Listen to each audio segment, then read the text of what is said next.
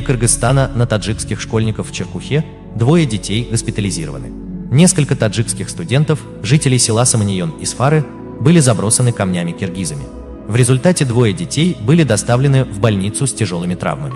В селе Саманион Джамаата Черкух таджикские школьники подверглись нападению со стороны нескольких жителей Кыргызской республики. Глава Джамаата Черкух Шукурхон Насриев подтвердил «Спутник Таджикистан», что инцидент имел место и что киргизы забрасывали таджикских студентов камнями.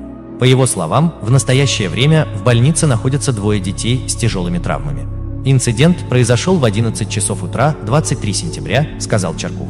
По его словам, в результате инцидента также пострадали 31-летний житель села Саманион Джурабай и еще 1 ребенок.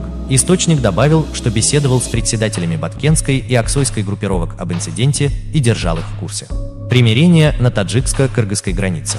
Ситуация на таджикско-киргизской границе обострилась 28 апреля после спора по поводу плотины Головной, который перерос в вооруженное столкновение 29 апреля. Власти Таджикистана и Кыргызстана обвиняют друг друга в столкновениях.